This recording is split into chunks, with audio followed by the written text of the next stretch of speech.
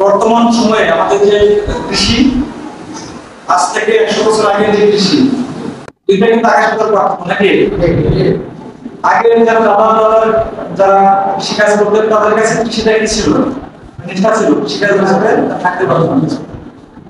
এরপরে যে প্রজন্ম বাবার বয়সের যারা, তাদের কাছে কৃষিকাজটা কি পেশা হিসেবে নিয়েছে। তারা যে কৃষিকাজ করে তার পরিবারের যে ভরণ পোষণ, এটা কিন্তু কৃষিকাজ করে।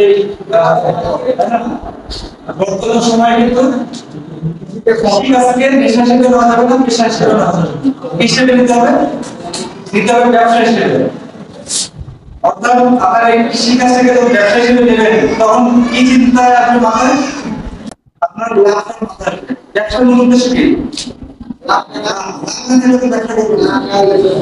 আমাদের এখানে ব্যবসায়ী কজন আছেন?